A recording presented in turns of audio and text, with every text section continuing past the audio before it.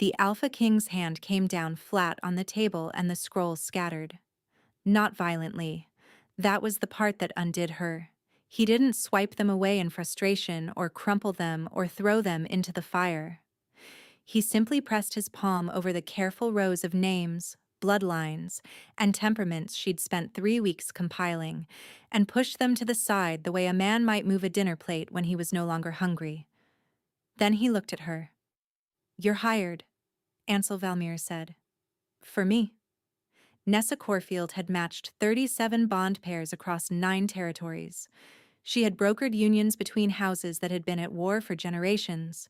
She had once convinced a widowed alpha twice her age that he could love again, and she had been right. She had never, in 7 years of professional matchmaking, lost her composure in front of a client. She lost it now.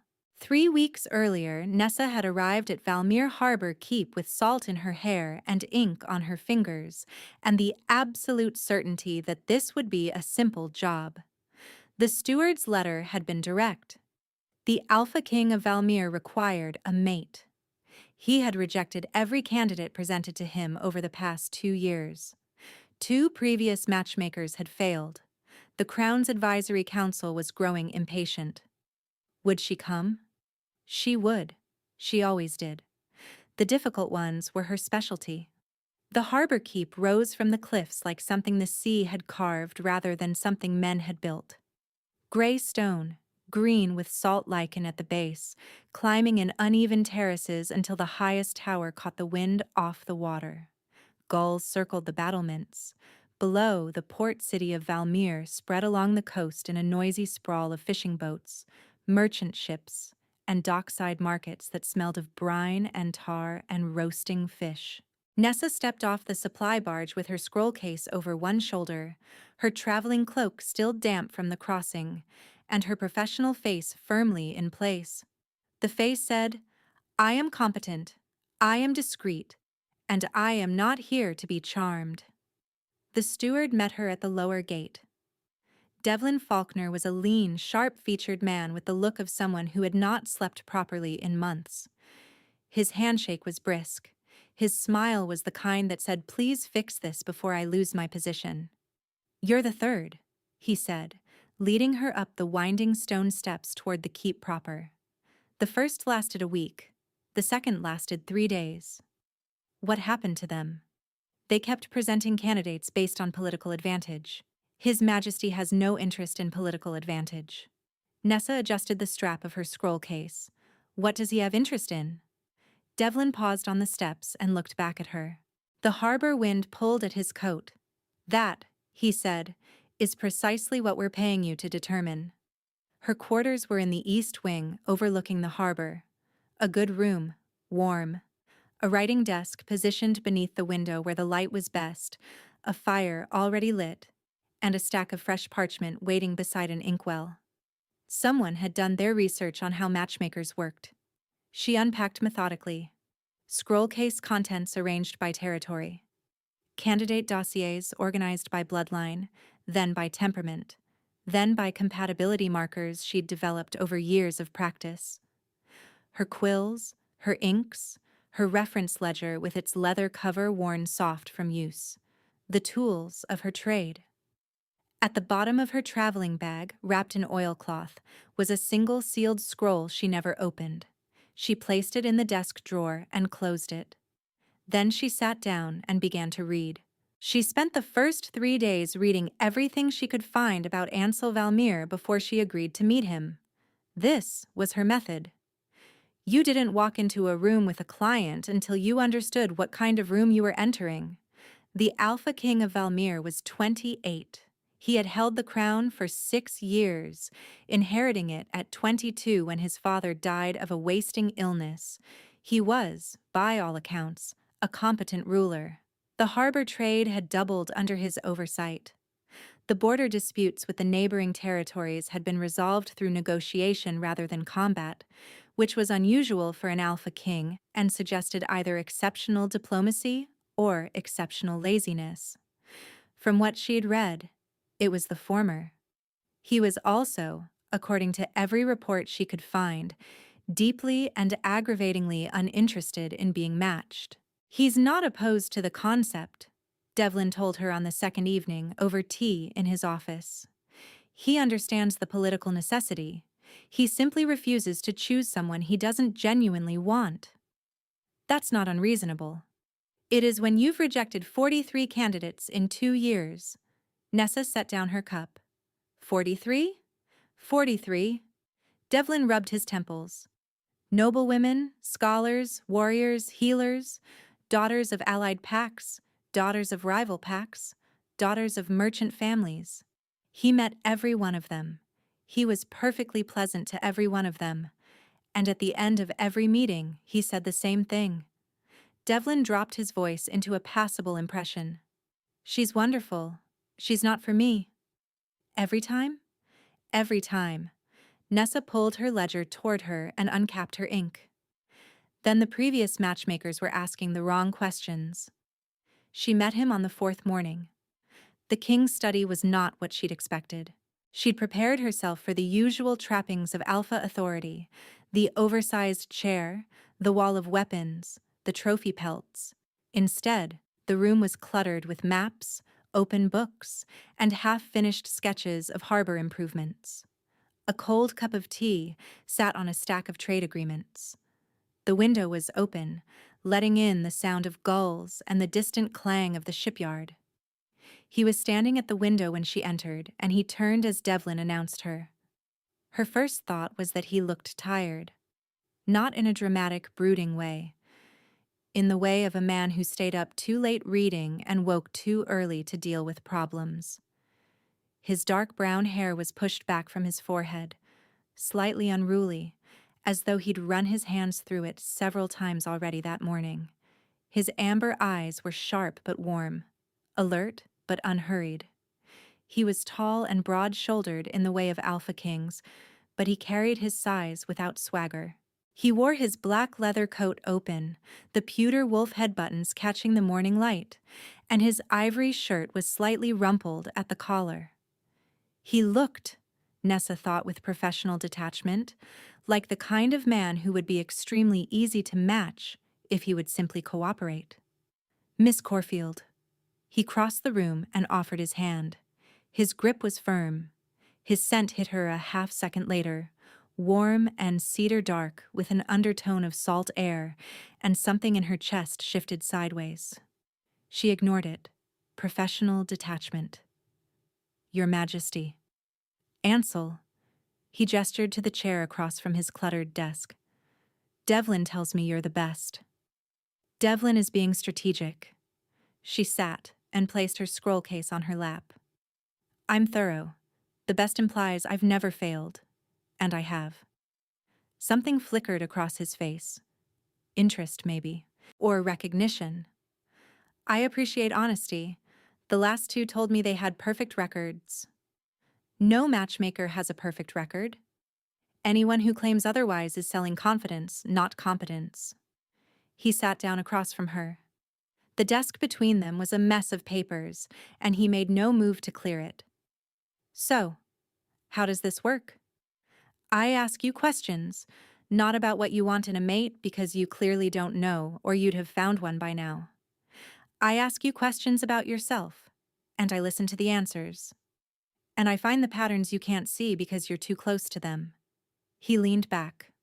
The ghost of a smile played at the corner of his mouth. You're going to psychoanalyze me. I'm going to pay attention to you, which, based on what I've read, is something the previous matchmakers failed to do. The smile surfaced fully. It changed his whole face, cracking the composed alpha exterior and revealing something younger underneath. Something almost boyish. Ask your questions, Miss Corfield. Nessa. Ask your questions, Nessa. She uncapped her ink and opened her ledger. Her quill touched the page, and as she wrote the date, and his name at the top, something strange happened. A warmth bloomed across the back of her right hand. Not unpleasant. More like the memory of warmth. Like holding a cup of tea that had already been drunk. She paused. Looked at her hand. The sensation faded. Professional detachment, she reminded herself, and began. When you were a boy, before your father's illness, before the crown, what did you want your life to look like? He blinked. That's your first question? I told you. I don't ask about what you want in a mate. I ask about you. He was quiet for a long moment. Outside, the shipyard clanged. A gust of salt wind fluttered the pages on his desk, and he caught one absently without looking at it. I wanted to build boats, he said. My father had a workshop in the lower keep.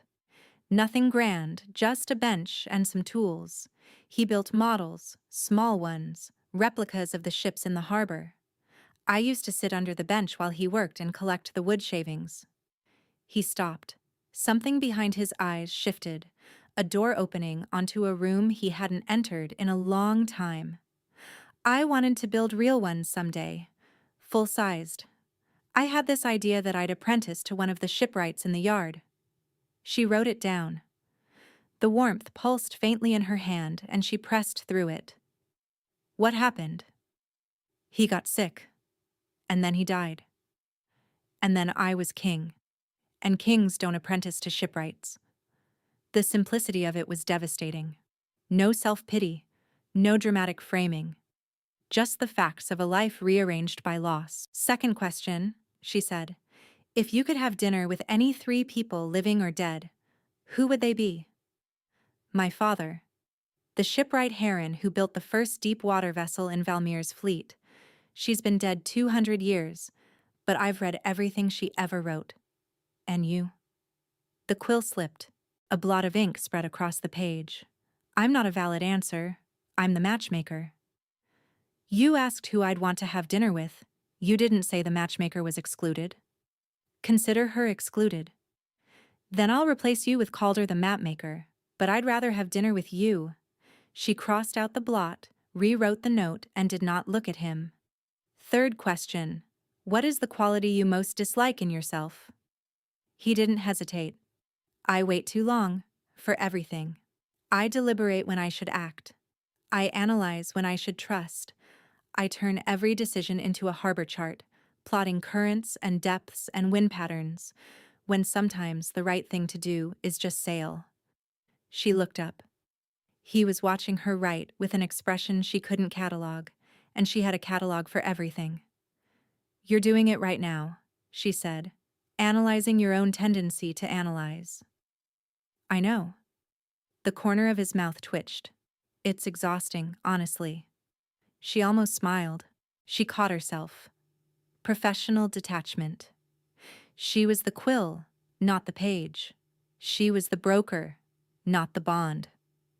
Over the following days, Nessa learned several things about Ansel Valmere that were not in any of the reports.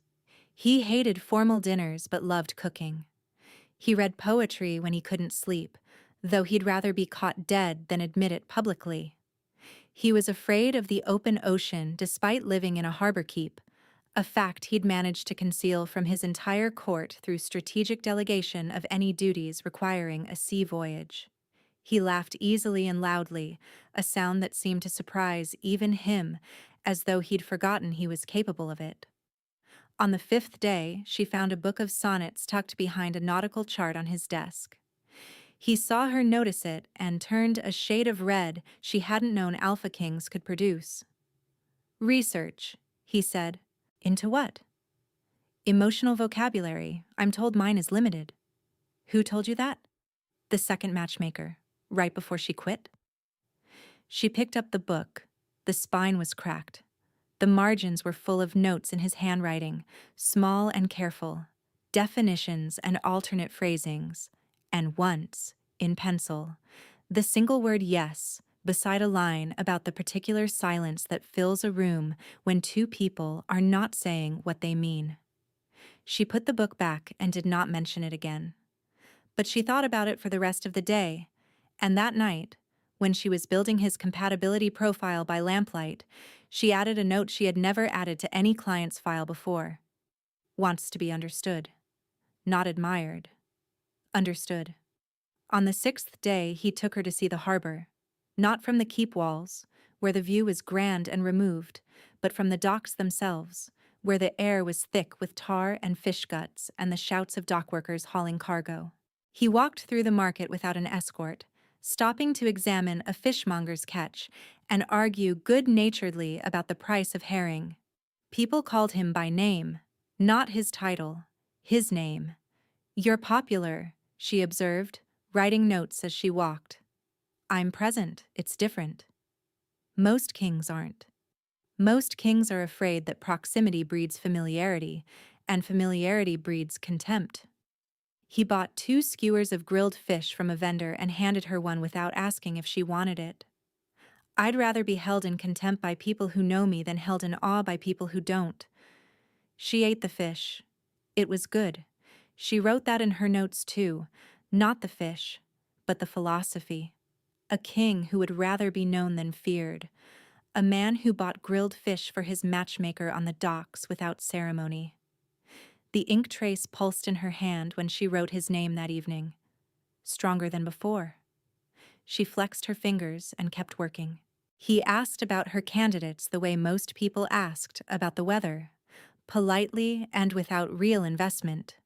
But when she asked him about his childhood, his father's illness, the first year of his reign, he spoke with a raw and unguarded specificity that told her no one had asked him these questions in a very long time. "What do you do with this?" he asked on the 7th day, watching her write. She was recording his answer about what quality he most valued in a person he trusted. He'd said consistency. "I build a portrait, not of who you think you want, but of who would actually make you happy." "And you've done this 37 times. Successfully, yes.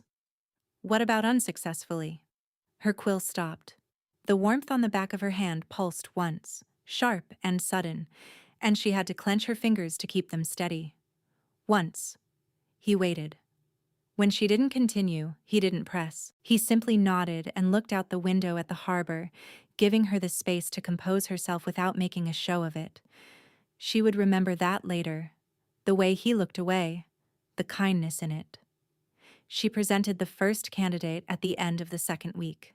Lady Mirren Kelworth arrived on a merchant vessel from the Eastern Territories, and she was, by any objective measure, magnificent. Tall and dark-haired, with sharp cheekbones and a spine like a sword. She was the daughter of the Kelworth Alpha, educated in 3 courts, fluent in 4 languages, and possessed of the kind of natural authority that made other people straighten up when she entered a room. She was also, Nessa had noted during their preliminary correspondence, warm, genuinely funny, and passionately interested in harbor economics, which made her practically designed for Valmere. "She's perfect," Nessa told Devlin, arranging the introduction for the following morning. "Politically ideal, personally compatible, and she actually wants to live on the coast. She even likes ships." "The king doesn't like ships." "Exactly. She'll balance him." The introduction took place in the keep's great hall, where the morning light came through tall windows overlooking the harbor and turned the stone floors gold. Nessa had arranged the space carefully, 2 chairs angled toward each other by the window, tea service on the side table, nothing too formal, nothing too intimate. She knew from experience that the setting mattered. Too much pomp, and the conversation turned performative. Too little, and neither party took it seriously. Mirren was poised and charming. She shook Ansel's hand with a firm, steady grip and met his eyes without flinching, which immediately placed her above most of the candidates Nessa had matched in her career. Alpha Kings made people nervous. Mirren Kelworth did not appear to suffer from nerves. They discussed harbor tariffs for 20 minutes with genuine mutual interest. Mirren had read Ansel's trade reform proposal, which no previous candidate had done, and she had specific, intelligent questions about the impact on fishing communities along the southern coast. Ansel leaned forward in his chair. His scent shifted to something engaged and warm, the chemical signature of genuine enjoyment. She made him laugh, twice. The first time at a dry observation about the absurdity of import taxes on a commodity that literally washed up on shore.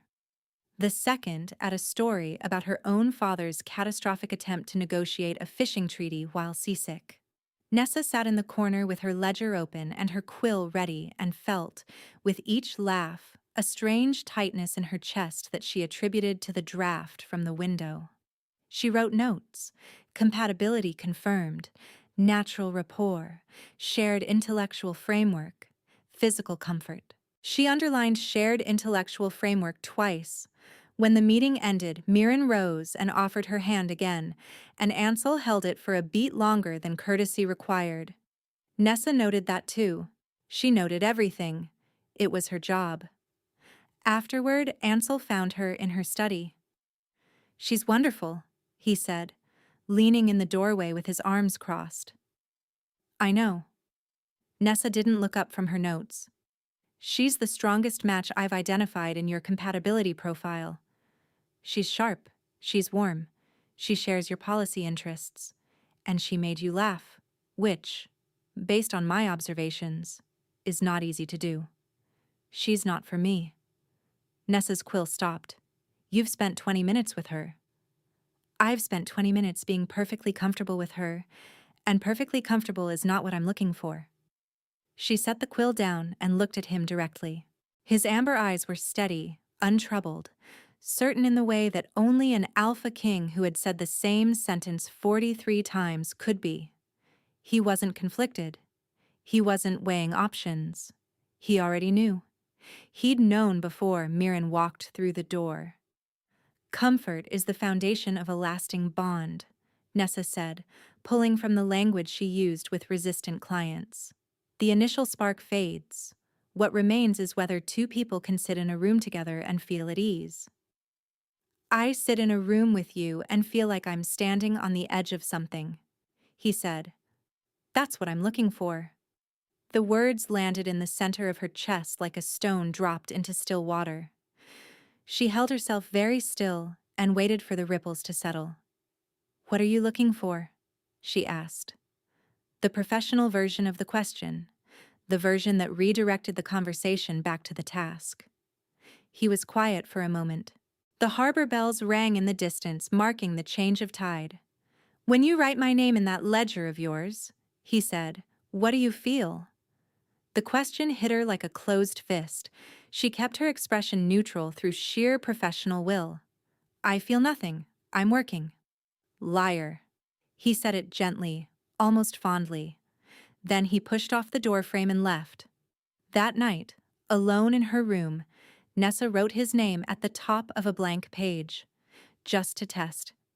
Just to prove to herself that she felt nothing, that it was coincidence, that the warmth in her hand was a circulatory problem or a symptom of the sea air. She wrote Ansel, and the warmth flooded through her fingers, up her wrist, into her forearm. Not painful, not even uncomfortable, just present, undeniable, like a hand placed gently over hers. She closed the ledger and sat in the dark for a very long time. She presented 3 more candidates over the following 2 weeks. Each was carefully selected, each drawn from a different region and a different background, each chosen to test a different dimension of compatibility. A warrior's daughter from the mountain territories who matched his strategic mind. A healer from the river packs who shared his quiet intensity. A merchant's daughter from the southern coast who matched his humor beat for beat and made even Devlin smile. Each was met with the same infuriating politeness, the same genuine appreciation, the same quiet dismissal. "She's remarkable. She's not for me. She's the kindest person I've ever met. She's not for me. I liked her enormously. She's not for me." Each time Nessa refined her approach. Each time she went back to her notes, to her charts, to the careful architecture of data she'd been building for weeks. She cross-referenced. She recalibrated. She pulled candidates from deeper in her network, women she had been saving for the most difficult commissions. Each time, the same result, and each time, the ink trace grew stronger. She could feel it now without writing. A low hum in her hand when she held a quill. even if the nib wasn't touching paper.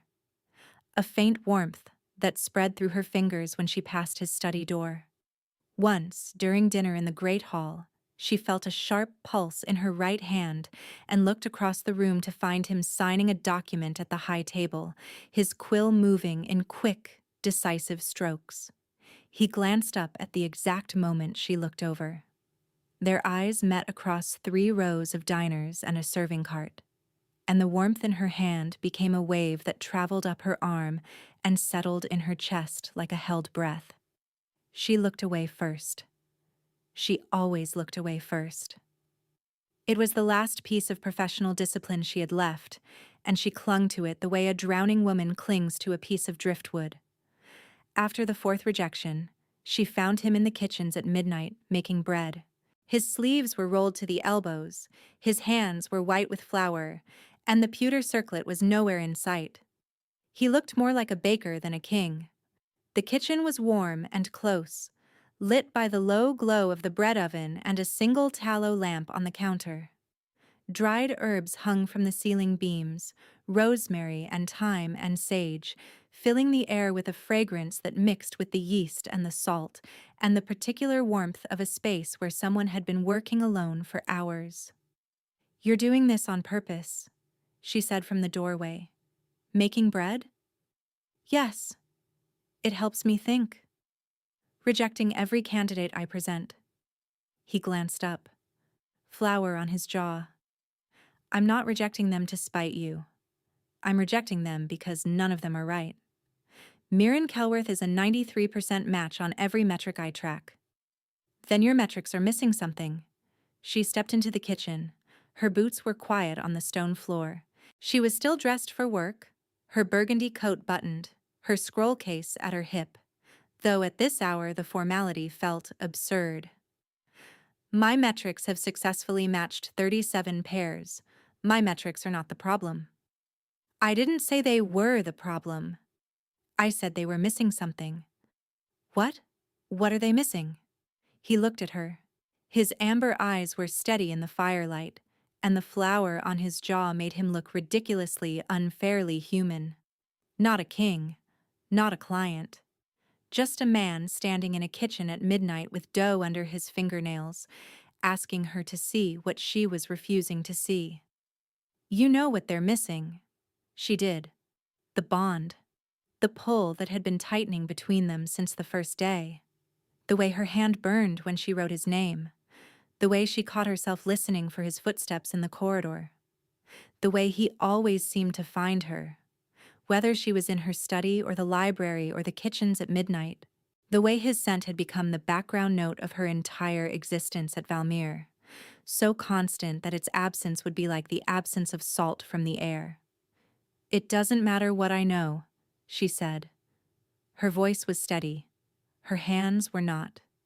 She pressed them flat against her sides. "I'm your matchmaker. My job is to find you a mate, not to become one." "Is there a rule about that?" "Yes. The Matchmaker's Code, Article 12. A broker shall not become the match." Article 12.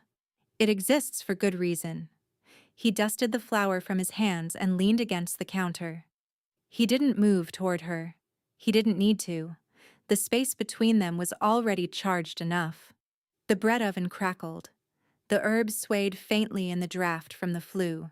What reason? Because a matchmaker who falls for a client loses objectivity.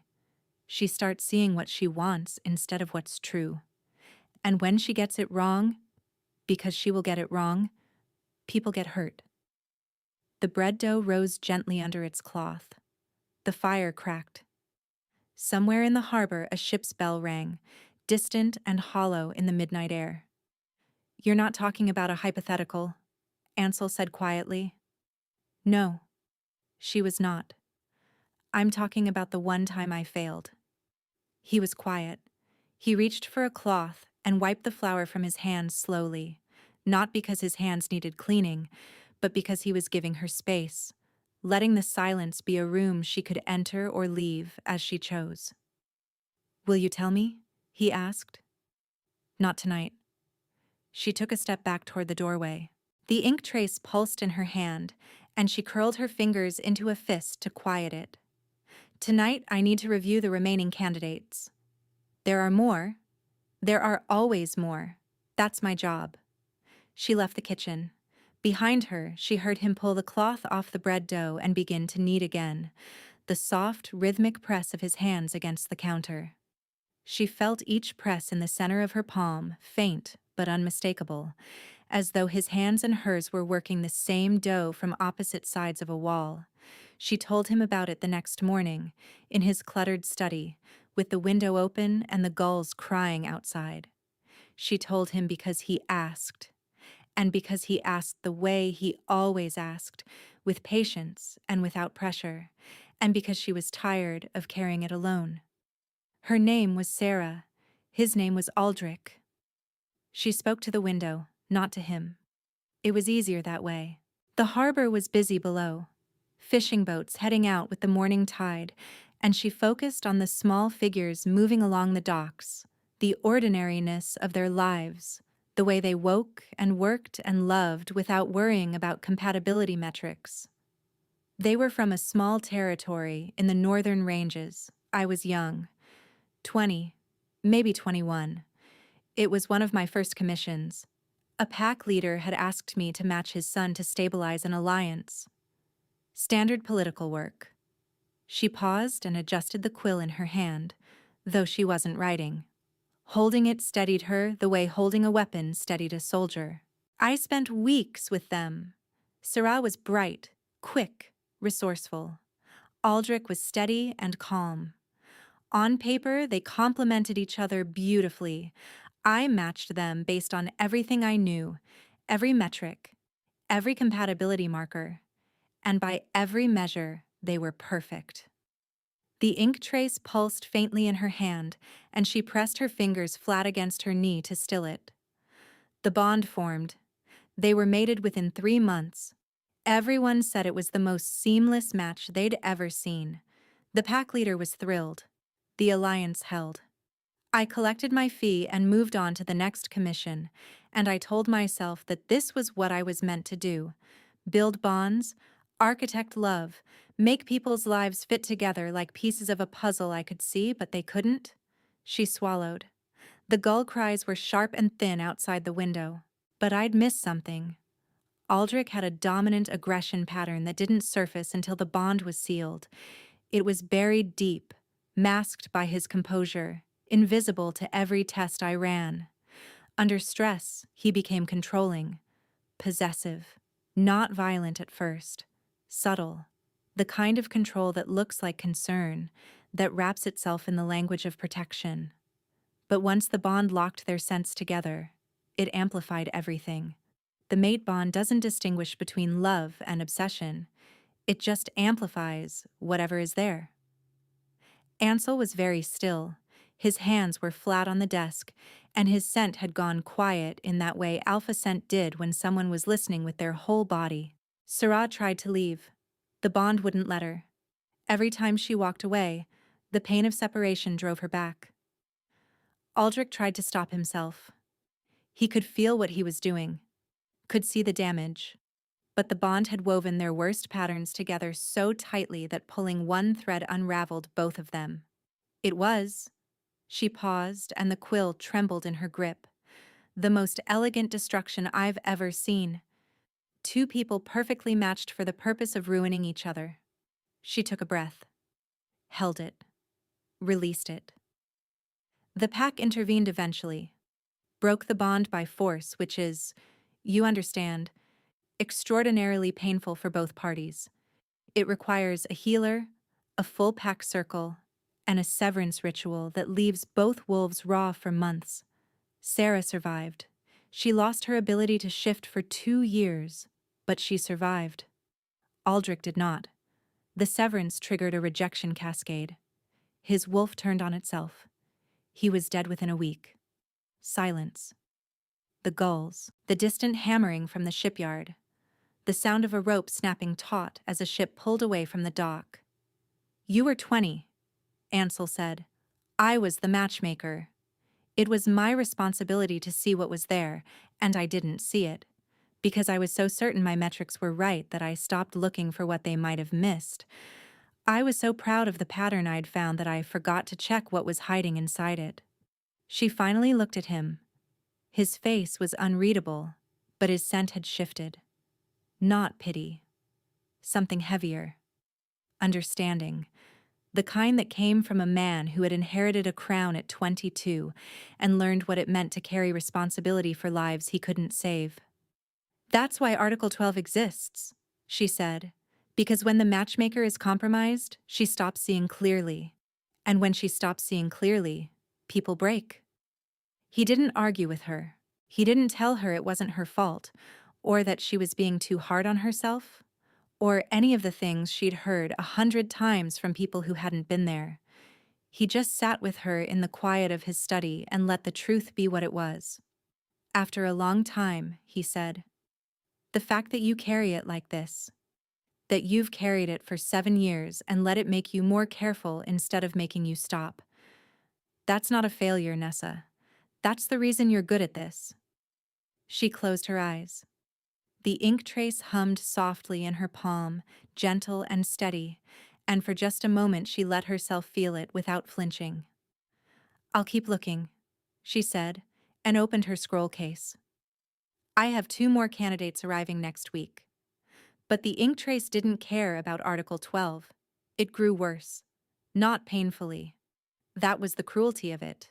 It grew worse in the gentlest possible way, like a vine climbing a wall, slow and patient and impossible to pull free without damaging the stone. When she wrote his name in her ledger, her whole hand warmed. When she wrote his compatibility notes, her fingertips tingled as though someone were tracing letters on her skin.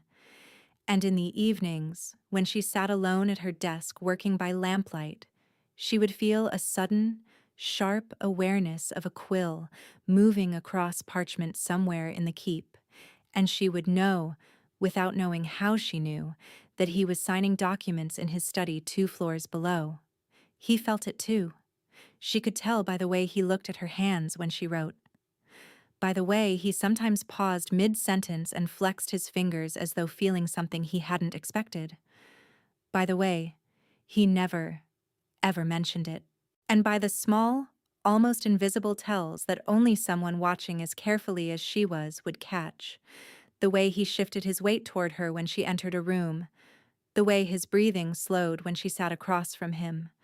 The way his scent softened from the sharp cedar authority he wore in public to something warmer and closer to skin whenever they were alone. She presented the 2 new candidates. Both were strong matches. A warrior's widow from the coastal clans who carried herself with the kind of hard-won grace that comes from rebuilding a life after loss. A young scholar from the river territories whose intelligence was matched only by her capacity for genuine warmth. Both were met with genuine courtesy and gentle rejection. On the day after the final rejection, she requested a formal meeting. She dressed carefully. The burgundy coat, buttons fastened, hair pinned, scroll case polished. She laid out her remaining dossiers on the table in the great hall, every candidate she had left in her network arranged by territory, by temperament, by the careful taxonomy of human compatibility she had spent 7 years perfecting. Ansel arrived precisely on time, which he never did. He was wearing his pewter circlet straight, which he also never did. He sat across from her and folded his hands on the table and waited. I have compiled a final slate of 6 candidates, she said. Her voice was the professional one, the one that had brokered 37 bonds without cracking. Each represents a distinct compatibility pathway. I've arranged them by strategic priority, with personal compatibility cross-referenced. She spread the scrolls. 6 names, 6 lives, 6 women who were perfectly suited to the Alpha King of Valmere by every measure that could be measured. He didn't look at them. Your Majesty, she said, the scrolls. I see them. You're not reading them. I don't need to read them. His hand came down on the table and the scrolls scattered. Not violently. That was the part that undid her. He simply pressed his palm over the careful rows of names and pushed them to the side the way a man might move a dinner plate when he was no longer hungry. Then he looked at her. His amber eyes were clear and certain and raw, with something she had been documenting in other people's faces for 7 years, but had never had directed at her own. "You're hired," Ansel Valmere said. "For me." The great hall was silent.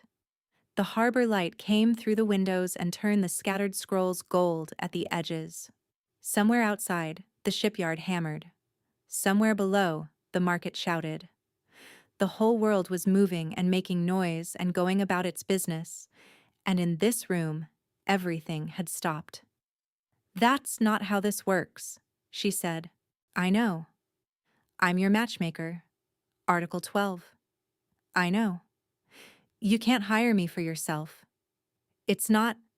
The entire framework of what I do is predicated on the broker remaining outside the bond. If I become the match, every assessment I've made is compromised. Every profile, every compatibility chart, everything I've built for you becomes unreliable because I can't separate what I see from what I want." "What do you want?" The question was quiet. Not a challenge, not a seduction, just a question, asked by a man who had been answering her questions for 3 weeks and was now, for the first time, asking one that mattered. She couldn't answer it. If she answered it, Article 12 was ashes. If she answered it, Sarah and Aldrich were just a cautionary tale she'd failed to learn from. If she answered it, she was not a matchmaker anymore. She was just a woman standing in a room with a man she loved, and that was the one thing her training had never prepared her for. "I need to go," she said. She gathered the scrolls with hands that were not steady. She buckled the scroll case with fingers that fumbled the clasp. She did not look at him again as she left the great hall, because if she looked at him, she would see what she already knew, and then she would have to choose between her code and her heart, and she was not ready. She was not ready. Mirren Kelworth found her in the library an hour later. Nessa was sitting at the reading table with her ledger open and her quill in her hand, and her eyes fixed on a page she hadn't written a single word on. The noblewoman sat across from her, long legs crossed, dark hair swept over one shoulder, and regarded her with the particular calm of a woman who had figured something out. "He's not going to choose any of them," Mirren said. "He might. The process takes time." "It doesn't take time. It takes you admitting what's happening." Nessa kept her eyes on her ledger. "I don't know what you mean." "I mean, I watched the Alpha King of Valmere ignore 7 perfectly suitable women because he can't stop looking at his matchmaker. And I watched his matchmaker ignore the bond forming under her own nose because she's too afraid of her own history to see her own future." "Lady Kelworth, Mirren, and I'm not angry. I'm 93% compatible with him, apparently, and I can tell you that spending 20 minutes with a man who's already in love with someone else is like trying to light a fire in a rainstorm." She stood. "You're very good at your job, Nessa, but this is the one time your job isn't the point."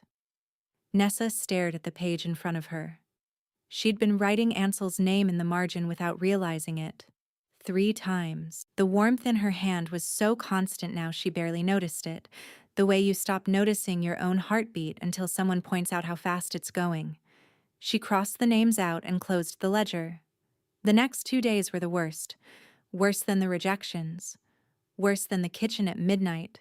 Worse than the moment he'd pushed the scrolls aside and said the words she'd known were coming before he opened his mouth. Because now she knew what she was refusing. She walked the corridors of Valmere Harbor Keep and felt his presence everywhere, in the scent of cedar that lingered in the hallways, in the sound of his laughter carrying up from the courtyard, in the ink trace that pulsed in her hand with every document he signed. She couldn't eat without thinking about the fish on the docks. She couldn't sleep without hearing the distant rhythm of the harbor, the bells and the gulls and the water against stone, the sounds that had become the backdrop of the most dangerous month of her professional life. She sat at her desk in the evenings and stared at the sealed scroll in the drawer, the one she'd brought from home, the one she'd carried for 5 years. Sarah, Aldrich. The failure that had taught her the most important lesson of her career, that the matchmaker must remain outside the match. But Mirren's words kept circling. This is the one time your job isn't the point. And Devlin's desperation. 6 years. And Ansel at midnight, with flour on his jaw and poetry in his margins and a confession she hadn't earned and couldn't return. You know what they're missing. On the third morning, she opened her ledger and looked at the page where she'd been writing his name in the margins. She'd crossed the names out, but the indentations were still there, pressed into the parchment by a hand that had been pressing too hard because the ink trace was screaming every time the quill touched the letters of his name. She closed the ledger. She made her decision. She decided to leave on a Tuesday. The decision was clean and professional, the way all her decisions were. She'd exhausted her candidate roster. The remaining options were either politically unsuitable or personally incompatible or both. She had, by any professional standard, failed this commission. The third matchmaker to fail the Alpha King of Valmere. She would add it to her record. She would move on. She had moved on from worse. She packed her scroll case. She folded her traveling cloak. She wrote a detailed report on Devlin's desk outlining her recommendations for the next matchmaker, though she suspected there wouldn't be one. The report was thorough, clinical, and completely devoid of the word that had been living in her chest for 3 weeks. She mentioned the king's preferences, his communication style, his need for intellectual engagement. She did not mention the ink trace. She did not mention the flower on his jaw. She did not mention the way he read poetry in secret and annotated sonnets with the word yes. Devlin found her as she was descending the East Tower stairs with her bag over her shoulder. You can't be serious. I've exhausted my roster, Steward Faulkner. My continued presence serves no professional purpose. Your continued presence is the only thing that's made him smile in 6 years. Devlin's voice was tight with the particular frustration of a man who had spent those 6 years watching someone he cared about refuse to be happy. Do you understand that? 6 years. I've watched him build this territory into something extraordinary, and I've watched him do it alone. And you walked in with your scroll case and your ridiculous pewter brooch, and he started laughing again. Do you have a metric for that? She tightened her grip on the strap of her scroll case and kept walking. Her boots echoed on the stone steps. Behind her, Devlin said something else. Something about stubbornness and blindness and people who were so busy protecting themselves from the wrong thing that they couldn't see the right one standing in front of them. She didn't catch all of it. The blood was too loud in her ears. The harbor was gray that morning. The wind off the water was sharp and salt-heavy, and the gulls were quiet in the way they got before a storm. She walked down the winding stone steps from the keep to the lower city, through the fish market that was just opening, past the rope makers and the chandlers and the women mending nets with quick, practiced hands. She passed the vendor who sold grilled fish skewers, and the smell hit her with a force that was entirely out of proportion to the occasion, because it was just fish, just smoke and salt and charred skin. But it was the smell of the day he'd brought her here, and she'd watched him argue about herring prices, and she'd understood, for the first time, that she was in trouble. A merchant barge was loading at the southern dock. It was headed east, back to the mainland, back to her workshop and her empty rooms and the sealed scroll at the bottom of her desk drawer that she hadn't opened in 5 years, because opening it would mean admitting that some things couldn't be fixed by metrics and compatibility charts and the careful clinical art of matching other people's hearts while keeping her own locked away. She reached the dock. She set down her bag. She stood there in her burgundy coat with the pewter clasps and the scroll case at her hip and the leather satchel at her feet. And she waited for the barge to finish loading, and she felt nothing. That was the lie she told herself. She felt nothing, but her hand was burning, not the gentle warmth of the ink trace at rest. This was sharper, urgent.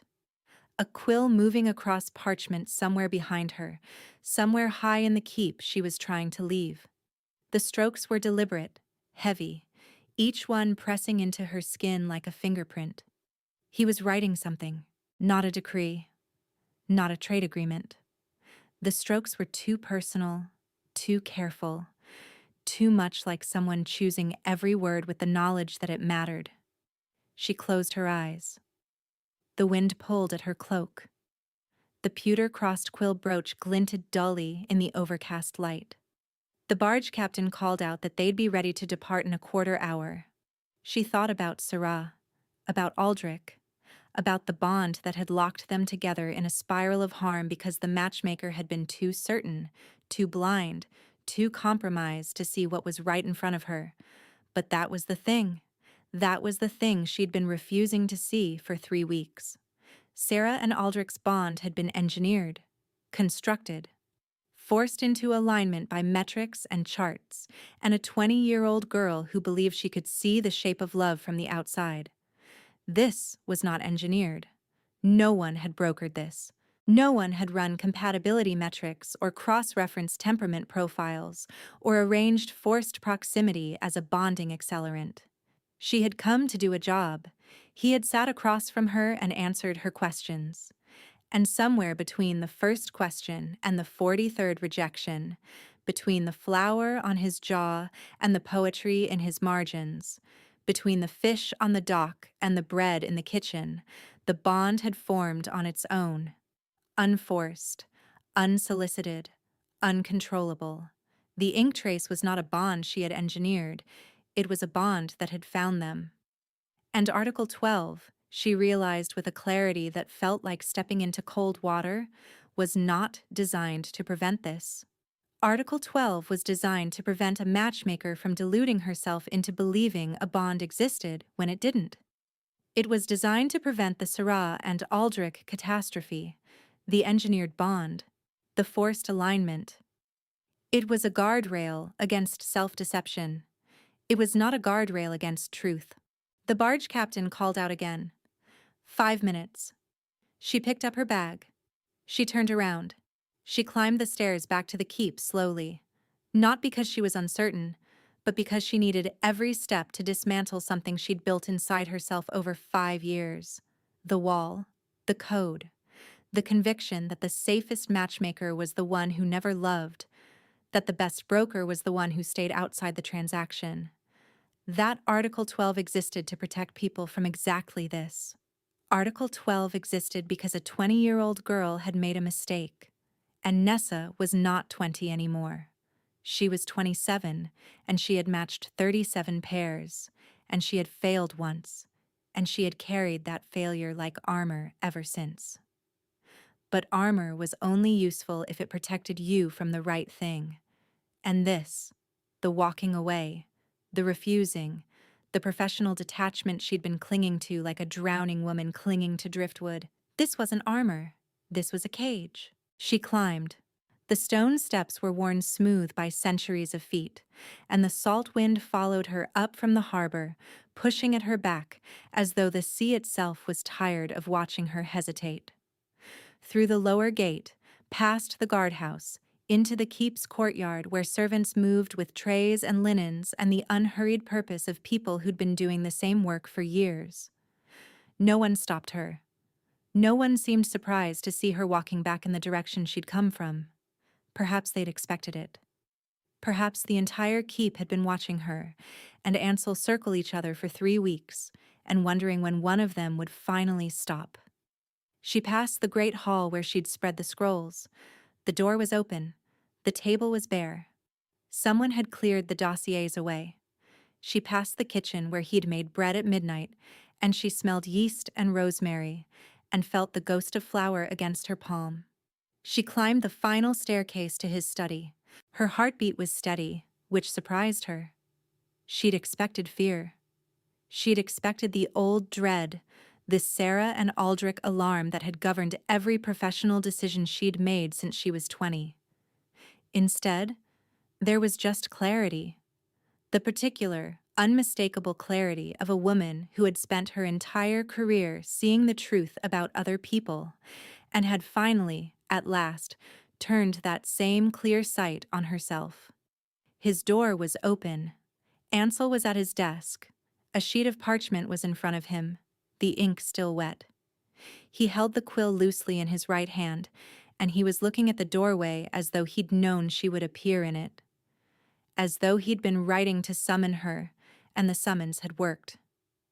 "You felt that," she said from the threshold. "I feel everything you write." His voice was quiet, rough at the edges, as though he'd been holding it steady for a long time and had only just let go.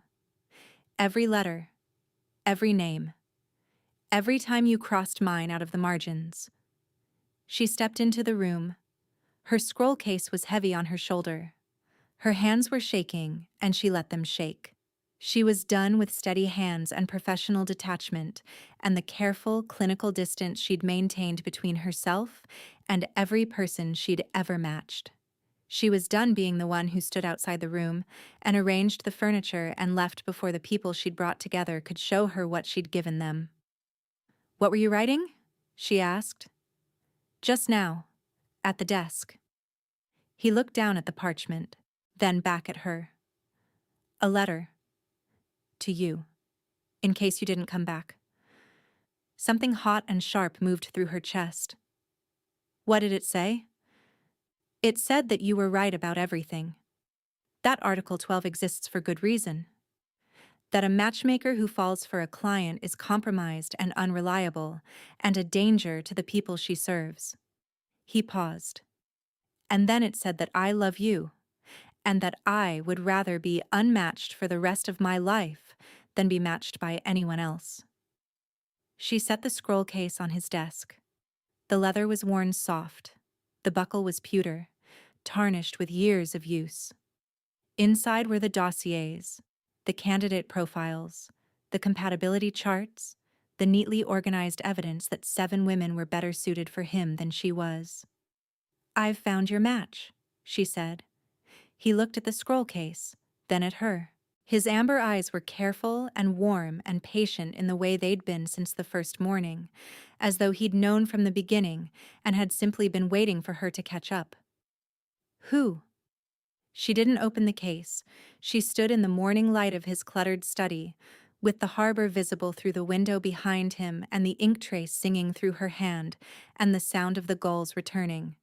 And she said the word she'd been carrying for 3 weeks, like a stone in her chest. "Me." He stood. He came around the desk. He moved slowly, the way he did everything, without swagger, without performance, with the quiet certainty of a man who had been waiting for exactly this and had no intention of rushing it. He stopped in front of her, close enough that she could smell cedar and salt air and warm skin, close enough that the ink trace hummed between them like a held note. "I need you to know," she said, and her voice cracked, and she let it crack, "that I am breaking my own rule, and I'm terrified." "I know." He lifted his hand. His fingers hovered near her jaw without touching, asking permission with proximity instead of words. "I'm not going to tell you it will be perfect. I'm not going to tell you your metrics are wrong or that your fear is unfounded. I'm going to tell you that I've met 43 women in 2 years, and not one of them made me feel what I feel when you pick up a quill." She laughed. It came out wet and shaky and surprised, the kind of laugh that lives next door to tears. "That's not a compatibility metric." "I know. That's why you couldn't find it in your charts." He kissed her. His hand cradled the side of her face, his thumb brushing the tears off her cheek, and when his mouth met hers, the ink trace exploded. Not painfully. Magnificently. Like every word she'd ever written and every word he'd ever signed were pouring through the place where their skin met, a flood of letters and sentences and unsent messages that had been building behind a dam for 3 weeks, and finally found their way through. She kissed him back. Her hands found his collar, the rumpled ivory wool, and she held on the way she held a quill, firmly, with purpose, with the kind of grip that meant she intended to write something permanent. When they pulled apart, his forehead rested against hers, and his breath was uneven, and his hand was still on her face, and the ink trace had settled into a steady, warm hum that felt less like a bond and more like a heartbeat. Like it had always been there, and she had simply, finally, stopped trying to silence it. "For the record," she said, her voice barely above a whisper, "your compatibility score with me is not in any of those scrolls." "What is it?" She closed her eyes, felt the hum in her hand, felt his breath against her skin, felt, for the first time in 7 years, the absolute absence of fear. "I don't know," she said. "My metrics can't measure this." Outside, the harbor bells rang. Not the tide change, the celebration bells, the ones they rang for ships returning home. 3 months later, Nessa Corfield sat at the writing desk in the east wing of Valmere Harbor Keep, looking out at the water. The desk was the same one she'd used during her commission. The view was the same. The quill in her hand was the same, though the pewter nib had been replaced twice since she'd arrived, because she wrote more now than she ever had. What had changed was everything else. She was writing, but not candidate dossiers, not compatibility profiles or temperament assessments, or the careful clinical documents of a woman who matched other people's hearts for a living. She was writing a letter to a young matchmaker in the Southern Territories who had written to ask for her advice, a girl of 20 who was just starting out and wanted to know the most important rule of the profession. Nessa dipped her quill and thought about it. Through the window, the harbor was bright with midday sun, and the docks were busy with the summer trade season. She could see the fish market from here, the vendor who sold grilled skewers, the rope makers coiling their wares in the sun. She could hear the shipyard, where construction had begun on a new deep-water vessel designed from sketches she'd found in Ansel's desk drawer. Plans he'd drawn as a boy and never shown anyone until she'd asked him about boats, and he'd pulled them out with the sheepish, boyish look of a man revealing a secret he'd kept for 20 years. "The most important rule," she wrote, "is the one you'll eventually break. When you do, make sure you break it for the right reason.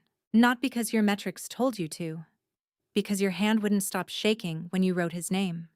She paused, considered, added, "And if you're lucky, he'll be making bread when you figure it out." Footsteps in the corridor. She knew them before the door opened. She always knew them, the way she always knew when he picked up a quill, or signed a decree, or wrote a note to the kitchen about what he wanted for dinner. The ink trace had not faded. It had settled, deepened, become as natural and unremarkable as breathing. Ansel leaned in the doorway the way he had on the first day, arms crossed, amber eyes warm. He was wearing the pewter circlet crookedly, which meant he'd just come from a meeting where someone had made him laugh hard enough to knock it sideways. There was flour on his sleeve, which meant he'd stopped by the kitchen on the way up. "Devlin wants to know if you're taking new commissions." "Tell Devlin I'm retired. He said someone from the Western Territories is offering a very large fee." "I'm retired. He said the Alpha in question is apparently even more stubborn than I was." She looked up from her letter. "Impossible." He grinned. The boyish one. The one that cracked through the composed exterior and showed the man underneath who built model boats and read poetry and argued about herring. He crossed the room and sat on the edge of her desk, which he did constantly and which drove her mad because he always sat on her notes. He picked up the sealed scroll from the corner of the desk, the one from the bottom drawer, the one she'd carried for 5 years and had finally opened 2 months ago. It was the formal dissolution of her commission with Sarah and Aldrich's pack, the acknowledgement of her failure. She kept it on the desk now. Not hidden. Not a wound. A reminder that the worst thing she'd ever done had not been the final thing she'd ever done. He set it down gently and looked at her with the quiet attention that had undone her from the start. "Still hired?" he asked. The harbor bells rang. A gull cried. The light through the window was warm and salt bright and full of the sound of a city that kept moving, kept trading, kept building, the way lives did when they finally stopped being held in reserve. Nessa set down her quill. The ink trace hummed in both their hands, gentle and constant and sure. For life, she said.